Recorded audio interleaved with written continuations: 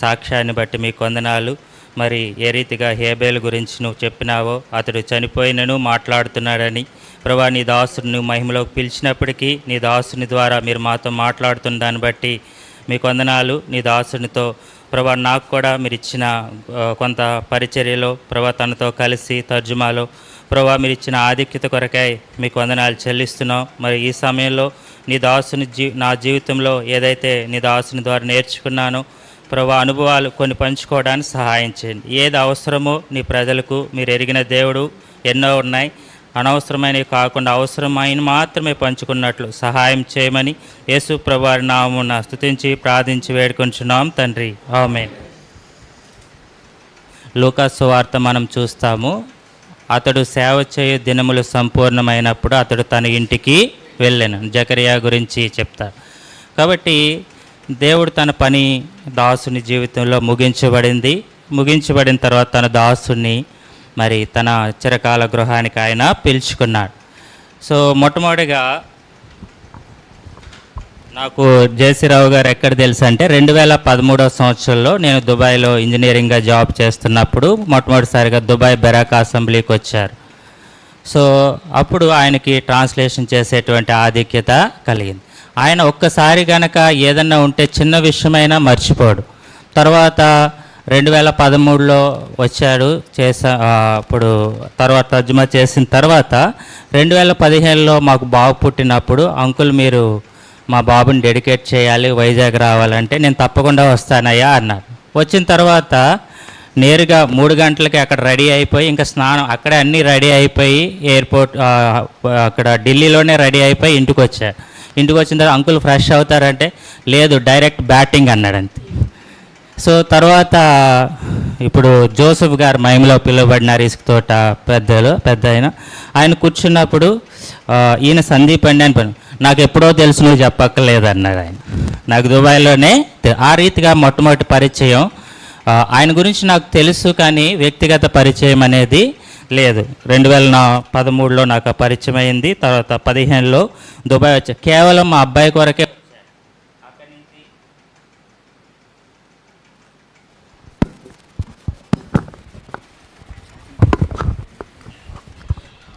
2015లో వచ్చాడు.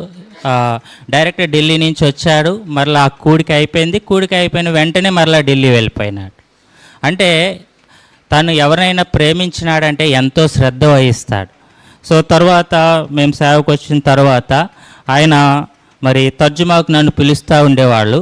నేను వెళ్ళిన తర్వాత ఎంత ప్రేమగా చూసుకునేవాడంటే తన పక్కనే కూర్చోబెట్టుకునేవాడు, అన్నీ చూసుకునేవాడిని. తింటున్నానా లేదా మొత్తం అన్నీ పెట్టమనేవాడు. ఎక్కడ నువ్వు దూరంగా కూర్చో, కింద భోజనం చేయనుకున్నాడు, పక్కనే కుర్చీలో కూర్చోబెట్టుకుని భోజనం చేసేవాడు. తను ఎప్పుడు భోజనం చేస్తున్నా నేను పక్కన ఉన్నానంటే కనపడకపోతే అడుగుతాడు సందీప్ ఉన్నాడా అని. ఉదాహరణ మొన్న కొత్తూరు వెళ్ళాం, ఎస్ఆర్పురంలో కూడా మరి వరప్రసాద్ గారు, సుధాకర్ గారు, జయశ్రీరావు అక్కడ కూర్చున్నారు. నేనేమో ఈ చివరిని ఆయన కనపలా, సందీప్ వచ్చాడా అన్నారు. అంటే ఆయన ఎంతో శ్రద్ధ కలిగినటువంటి వాడు. ఎంతగా ప్రేమిస్తాడంటే ఒక తండ్రి కంటే ఎక్కువగా ఆయన ప్రేమిస్తాడు. ఆయన యొక్క ప్రేమను మరి మర్చిపోలేము. సో మొట్టమొదటిగా మరి ఆ రీతిగా ఆయనతో పరిచయం అయింది. సో ఆయనకి ఇష్టమైన 2 మాటలు ఎప్పుడు తర్జుమా చేసినా ఎప్పుడు ఈ 2 మాటలు చెప్తాడు. నేను ఎల్లప్పుడూ యెహోవాను సన్నుతి, కీర్తన 34:1.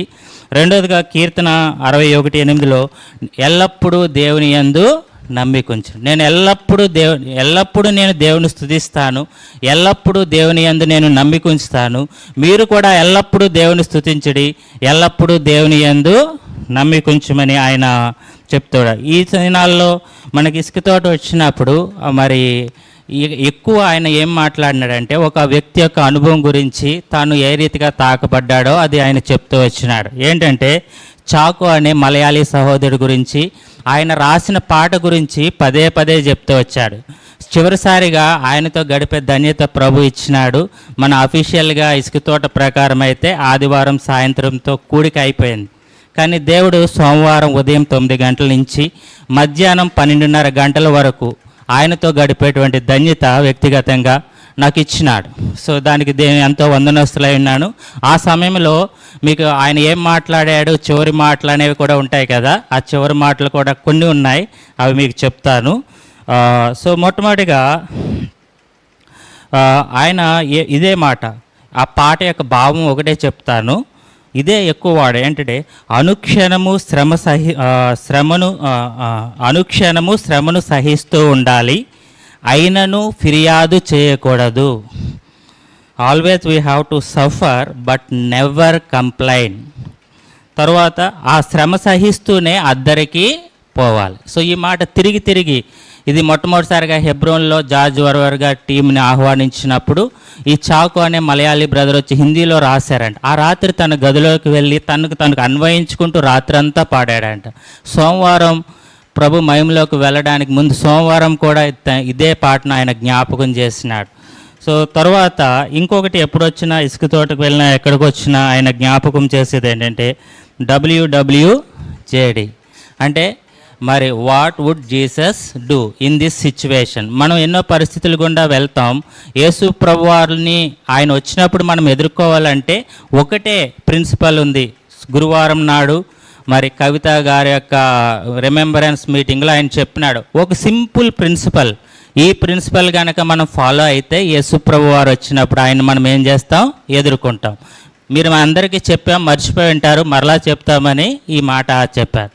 సో కాబట్టి మనం వెళ్ళే పరిస్థితుల్లో యేసు ప్రభు ఉంటే ఏం చేస్తాడు, అది కనుక మనం నేర్చుకుంటే యేసు ప్రభు వారు వచ్చినప్పుడు ఎదుర్కొంటారని చెప్పి నేను కూడా అదే చేస్తానని చెప్పేవాడు. సో తన అనుభవాన్ని ఆయన చెప్తూ మరి వచ్చేవాడు. తర్వాత ఎప్పుడు కూడా ఆయన వర్తమానంలో 2 విషయాలు, ఒకటి ఏంటంటే సంఘానికి పోషణ అవసరము, అదే రీతిగా సంఘము నుంచి ప్రతిస్పందన కూడా అవసరం. ఎవరైతే సేవ చేస్తున్నారో గమనించుకో తిమోతి, సంఘానికి ఏదైతే ఆత్మీయమైన పోషణ మనం ఇవ్వాలి, అదే రీతిగా ఆత్మీయమైన ప్రతిస్పందన కూడా సంఘము నుంచి రావాలి. ఈ దినాల్లో విశ్వాసులు మరి వాక్యం యొక్క ప్రూఫ్ జాకెట్ వేసుకుంటారు, అందుకే స్పందించట్లేదు అనేవాడు ఎప్పుడు.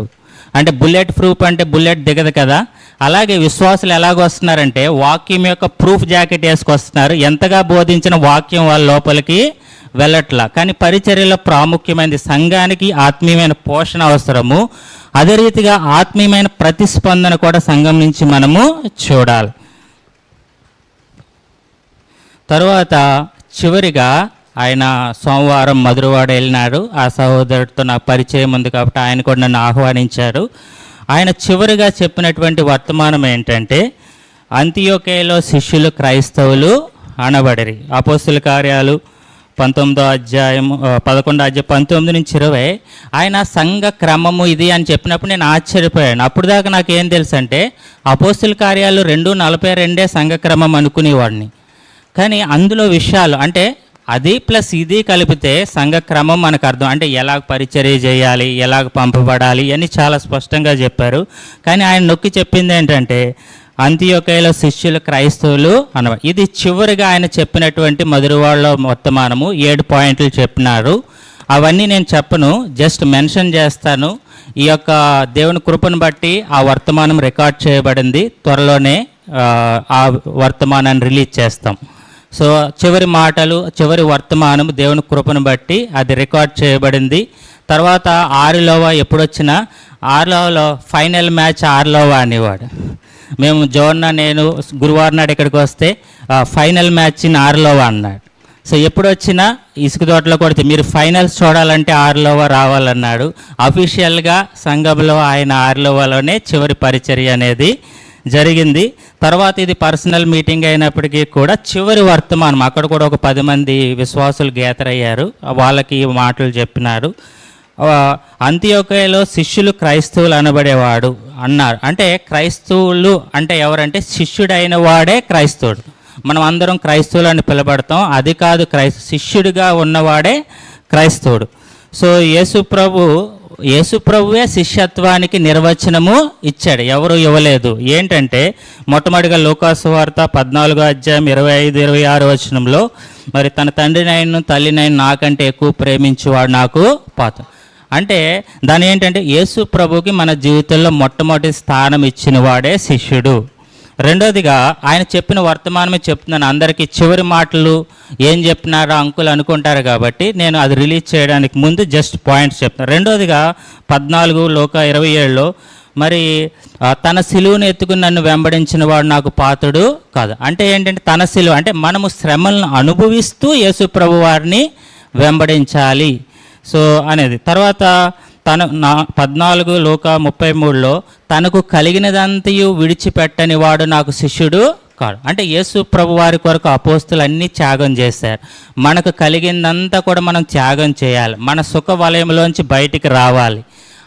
అలాగ వచ్చిన వాడే శిష్యుడు అని చెప్పినాడు. తర్వాత యోహాను సువార్త 8:31లో నిజంగా మీరు నా వాక్యమందు నిలిచిన వారైతే నిజంగా నాకు శిష్యులై ఉంది. కాబట్టి దేవుని వాక్యమందు ఆదికాండ ప్రకటన వరకు దేవుని వాక్యం ఏం చెప్తుందో అలాగూ చేసేవాడే శిష్యుడు అని చెప్పినారు. తర్వాత మత్తయి సువార్త 10వ అధ్యాయం 24-25 వచనాల్లో బోధకుడు యజమానుడి కంటే గొప్పవాడు కాదు. అంటే సంఘ క్రమం అనేది ప్రాముఖ్యం. మనం ఎవరి దగ్గర నేర్చుకున్నామో వాళ్ళని మనం అధిగమించి వెళ్ళకూడదు, సంఘ క్రమానికి మనము లోబడి ఉండాలి అని చెప్పారు. తర్వాత 6వదిగా యోహాను సువార్త 13వ అధ్యాయం 34వ వచనంలో నేను మిమ్మల్ని ప్రేమించిన ప్రకారము మీరును ఒకరినొకరు ప్రేమించాలి. కాబట్టి మన శత్రువులను సహా మనము ప్రేమించాలి. నా ఆఫీసులో ఉద్యోగం చేసేటప్పుడు ఎంతోమంది నాకు శత్రువులు ఉన్నారు, నేను వాళ్ళని ప్రేమించాను. తర్వాత వాళ్ళు తెలుసుకున్నారు మనం కూడా మన శత్రువులను ప్రేమించాలని చెప్పారు. చివరిగా 7వదిగా యోహాను సువార్త 15వ అధ్యాయం 8వ వచనంలో మీరు బహుగా ఫలించటం వల్ల నా శిష్యులు. కాబట్టి మనము ఫలించాలి. ఈ 7 విషయాలు ఆయన చివరి వర్తమానం. తర్వాత చివరిగా ఆయన పాడిన పాట ఏంటో తెలుసా? నీ సాక్ష్యము ఏది, నీ బలి అర్పణది. ఇప్పటికే అది యూట్యూబ్లో రిలీజ్ అయ్యింది. సో అప్పుడు చివరిగా ఆయన్ని తీసుకువెళ్ళి కారులో వెళ్తూ ఉండగా ఆయన ఆ పాట పాడినాడు. సో తర్వాత సోమవారం 9 గంటలకు ఆయన మధురవాడ వచ్చినాడు. 9 గంటల నుంచి 10:30 దాకా ఉన్నాడు. 10:30 దాకా ఈ వర్తమానాన్ని పంచుకున్నాడు. 10:30కి ఆయన్ని లోకా గారు ఆయన మేనల్లుడు ఉన్నారు, వాళ్ళ ఇంటికి తీసుకువెళ్ళడానికి కారులో కూర్చోబెట్టినప్పుడు 10:30కి ఆయన నాతో ఏమన్నాడంటే, Sandeep please pray for me అన్నాడు. నా కొరకు ప్రార్థన. అంకుల్ నేను ఎప్పుడు చేస్తున్నాను, గాడ్ సర్వెంట్ లిస్ట్లో మీ పేరే మొదటి పేరు అంకుల్ అంటే, సరే వెరీ గుడ్, ఈ కాడి నుంచి నా పేరు లాస్ట్ పెట్టు అన్నాడు. అంటే తనకు తెలియకుండానే తను ఈ లోకాన్ని విడిచిపెడతానని ప్రవచనం ఆయన చెప్పాడు. సో తర్వాత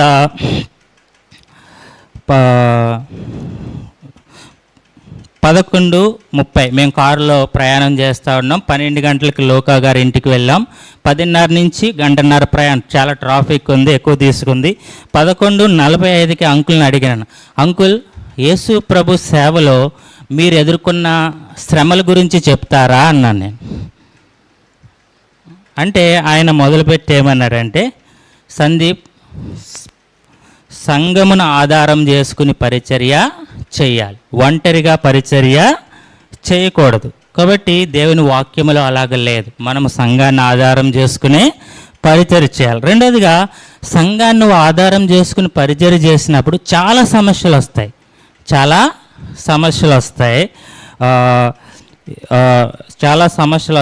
అయితే మనకు అసహనం కలగచేసే వ్యక్తులు ఉన్నప్పుడే సహనం ఏంటో మనం నేర్చుకోగలుగుతాం అన్నాడు. మనకు అసహనం కలగజేసే వ్యక్తులు ఉన్నప్పుడే సహనం ఏంటో మనము నేర్చుకోగలుగుతాం. కాబట్టి సంఘములో అసహనం కలగజేసే వ్యక్తులు చాలామంది ఉంటారు.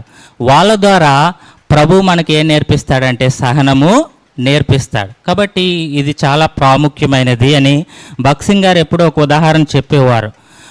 చలికాలంలో మరి ముళ్ళపంది అంటాం కదా, ఆ ముళ్ళపందులన్నీ కూడా కొండ మీదకు వెళ్ళేవంట. కొండ మీదకి వెళ్ళినప్పుడు చలేసి అవి ఒకటికొకటి దగ్గరగా వచ్చేవంట. దగ్గరగా వచ్చినప్పుడు ఏమవుతుందండి, వాటికి ముళ్ళు ఉంటాయి కదా, ముళ్ళు గుచ్చుకుంటాయి. అంటే ఒకరికొకరు దగ్గరికి వచ్చినప్పుడు ఏమవుతుంది, దాని ముళ్ళు దీనికి, దీని ముళ్ళు దానికి కూర్చున్నప్పుడు ఏమవుతుంది, చాలా నొప్పి అనిపించి మరలా దూరంగా వెళ్ళిపోతాయంట. దూరంగా వెళ్ళిపోయిన తర్వాత కొంత సమయానికి చలికి వణిగిపోతా దీనికంటే అదే బెటరు, నొప్పి వచ్చినా కలిసి ఉండడమే మంచిది అను. సంఘము కూడా అంతే. కాబట్టి మనకి నొప్పి వచ్చిందని మనం దూరంగా వెళ్ళిపోకూడదు. సంఘములో ఉంటేనే క్షేమము, సంఘముల ద్వారానే మనం సహనము నేర్చుకుంటాము. మనకు అసహనం కలుగజేసే వ్యక్తులు ఉన్నప్పుడే. తర్వాత ఇంకోటి చెప్పారు, సంఘంలో కొన్ని ప్రాముఖ్యమైనవి ఉన్నాయి, ఆ ప్రాముఖ్యమైన విషయంలో మనం రాజీ పడకూడదు. కొన్ని ప్రాముఖ్యం కాని ఉన్నాయి, అవి అంతగా మనం పట్టించుకోవసరం. ఉదాహరణకు భోజనం దగ్గర ప్రార్థన చేద్దాం అంటారు, అన్నప్పుడు ఒక సహోదరుడు అంటాడు, సందీపు ఇక్కడే ప్రార్థన చేద్దాము అంటే ఇక్కడే ప్రార్థన చేసంటే లేదు బక్సింగ్ గారి క్రమము, మనం అక్కడ అందరినీ కూర్చోబెట్టి భోజనం చేయాలంటారు, ప్రార్థన చేయాలంటారంటే ఇవి అంత ప్రాముఖ్యమైన వాటి కోసం మనం వాగ్వివాదాలు పెట్టుకో. వాక్యము, క్రమము, దైవ నియమాలు ప్రాముఖ్యమైనవి. సందర్భాన్ని బట్టి మనం మెలకువగా ఉండాలని ఈ విషయాలు ఆయన నాకు చెప్తూ వచ్చారు. చివరిగా మరి లోకా గారింటికి 12ంటికి వెళ్ళినాం. 12 నుంచి 12:30 దాకా లోకా గారింటి దగ్గర ఉన్నాం. ఎన్నో విషయాలు చెప్పారు. చివరిగా ఆయన చెప్పింది ఏంటంటే, సందీప్ కోవిడ్ వచ్చినప్పుడు మా బావగారు చనిపోయారు, మా అక్క చనిపోయారు, మా ఫ్యామిలీలో 4 చనిపోయారు, నాకు కూడా కోవిడ్ వచ్చింది, దేవుడు నన్ను బ్రతికించాడు, నేను ఒక్కడనే బ్రతికినాను అన్నాడు. చాలా బాధ అనిపించింది. సో ఎప్పుడైతే అంకుల్ మహిమలో పిలువబడినారో ఆ మాట జ్ఞాపకం చేసుకున్నాం. చివరిగా ఆయన 3 సార్లు నా కొరకు ప్రార్థన చేసినాడు. ఒకటే మాట, 6వ మీటింగ్ అయిపోయిన తర్వాత ప్రార్థన చేసినప్పుడు నేను ఆయన ఏం అడగల, ప్రామిస్. ఆయన ప్రార్థన చేసి, సందీప్ యెషయా 58:11 నువ్వు క్లెయిమ్ చేసుకో, దేవుడు నీకు సహాయం చేయి, యెహోవా నిన్ను నిత్యము నడిపించు. తర్వాత 3 సార్లు ఒకటే ప్రార్థన చేశాడు. ఆ సోమవారం రోజున ముగించేస్తున్నాను, అయిపోయింది. ఆదివారం 6లో ప్రార్థన చేశాడు, lord keep him in the centre of thy will. తర్వాత ఉదయకాలం మధురవాడలో లార్డ్ కీప్ 10:30 కార్ ఎక్కేటప్పుడు lord keep him in thy will. తర్వాత చివర లోక గారి ఇంటి దగ్గర నుంచి వచ్చేటప్పుడు lord keep him in the centre of thy will. తర్వాత చెప్తాడు, సందీప్ యోహాన్ 14:1 మీ హృదయాలు కలవరపడని. ఇక్కడ ఆ మాటతో ఆయన దగ్గర నుంచి సోమవారం 12:30కు వచ్చాము. తర్వాత మరి హాస్పిటల్లో ఈ రీతిగా చూడగలి. ఏదేమైనా ఆయన సేవ చేసే దినాలు సంపూర్ణమైనాయి. ఆయన మృతి నొంది కూడా మనతో పాటు మాట్లాడారు. డేవిడ్ అంకుల్ చెప్పిన రీతిగా మరి యవన తరము సిద్ధం కావాలనేది ఎంతోమందికి ఆయన వాక్యం బోధించినాడు. సో తప్పకుండా నా నోటి నుంచి వెలువడిన మాట నిష్ఫలంగా నా యొద్దకు రాక నాకు అనుకూలమైన కార్యము నెరవేర్చుకుని వస్తుంది దేవుని వాక్యం సెలవిస్తుంది. తప్పకుండా ఆయన పరిచర్య ద్వారా ఎంతో మేలు పొందిన యవనస్తులు ఉన్నారు. రానున్న దినాల్లో వాళ్ళు తప్పకుండా ముందుకొచ్చి ప్రభు కొరకు నిలబడాలని మనవి చేస్తాను. Praise Lord. Thank you very much. వస్తావా? మన డేవిడ్ మార్టిన్ గారి కొడుకు, ఆయన సేవకుడే విజయనగరం దగ్గర. ఆయన ఒక పాట పాడతారు. ప్లీజ్ కమ్ నాన్న.